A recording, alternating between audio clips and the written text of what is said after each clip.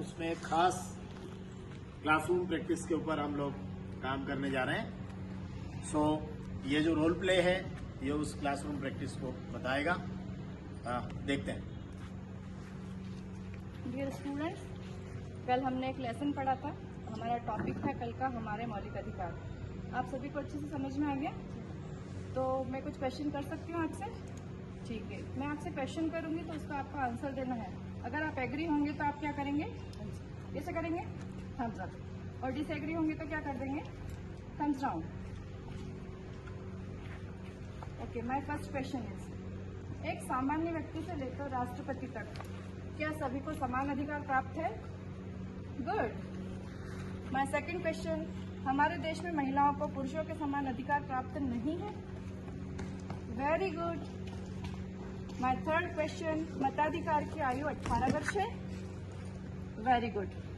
बच्चों, आपको ये कॉन्सेप्ट बहुत अच्छे से समझ में आ गया है। अब मेरी क्लास का टाइम हो रहा है, तो मेरा लास्ट क्वेश्चन जो कि आपका होमवर्क है वो ये है कि संविधान द्वारा आपको कितने मौलिक अधिकार प्राप्त हैं?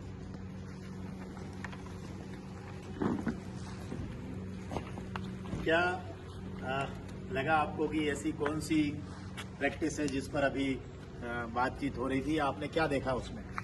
कोई भी? एनीबडी? ये थम्स अप, थम्स डाउन, ये किस लिए किया गया था? अंडरस्टैंडिंग को चेक करने के लिए। सो ये हम कहेंगे कि ये CFU क्वेश्चंस थे जो कि नॉन वर्बल तरीके से आपने इनको पूछा था। तो ये CFU क्वेश्चंस कब कब किए जाने चाहिए, आप में से कोई बता? क्लासरूम में पढ़ाने के दौरान CFU कब होना चाहिए? कोई भी? अभी मेरे पास कोल्ड कॉलिंग की स्टिक नहीं है।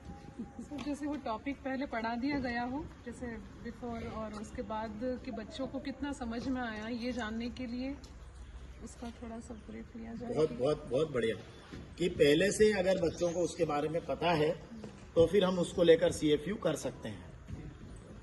और कोई बात ऐड करना चाहें आप? एग्जिट स्लिप के दौरान भी आप CFU दे सकते हैं। बहुत अच्छा, वेरी गुड, ये भी बढ़िया ऐड कर लीजिएगा। और एक दिन पहले आपको जो पढ़ाया है उसको चेक करने के लिए भी कि कितना समझ में आया, क्योंकि एक दिन में पूरा चैप्टर होता नहीं है, वो अधूरे चैप्टर को शुरुआत करने के लिए भी इसका यूज किया एग्जैक्टली मतलब आप होमवर्क जो आपने दिया है उस होमवर्क को अगले दिन अगर सवेरे भी आप देखना चाहते हैं तो आप CFU का यूज कर सकते हैं। सर, एक हुक की तरह भी ले सकते हैं, प्रीवियस उसको से आगे बढ़ा सकते हैं। करेक्ट, तो हुक की तरह भी इसका इस्तेमाल कर सकते हैं। तो इसका मतलब ये हुआ कि CFU का हम सीधे से मतलब ये समझें कि जो रियल टाइम अंडरस्टैंडिंग है, मीन्स कि आप जब आपने कोई बात बताई है और आपको लग रहा है कि अब ऐसा है कि टेस्ट तो 15 दिन बाद होंगे, 10 दिन बाद होंगे, या टर्मिनल एग्जाम तो 2 महीने बाद होगी, 1 महीने बाद होगी, तो जो हमने पढ़ाया है एट इंस्टेंट ऑफ टाइम हम कैसे जाने कि उसने सीख लिया है कि नहीं सीख लिया। सो वो अंडरस्टैंडिंग को जानने के लिए CFU क्वेश्चंस का यूज किया जाता है कि उसकी अंडरस्टैंडिंग उस टॉपिक पर कितनी बनी है और इसके क्या एडवांटेज हो सकते हैं। सर, जो हमने पढ़ा उसका मोटा मोटा क्वेश्चन में ले लें हम, तो बच्चे को मुख्य मुख्य बातें याद हो जाएंगी उससे। इस बात में हमने क्या क्या पढ़ा था क्वेश्चन के अनुसार। बहुत बढ़िया।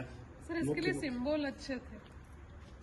हाँ, जो कि हाँ, इसमें अब अलग अलग तरीके से भी हम यूज कर सकते हैं, जैसे 1 उंगली उठाना, 2 उंगली, और कुछ हम वर्बल भी इसके अंदर ले सकते हैं, कुछ हमारी बातें उसमें ली जा सकती है। एक और खास बात ये कि मैं जानना चाह रहा हूं कि क्या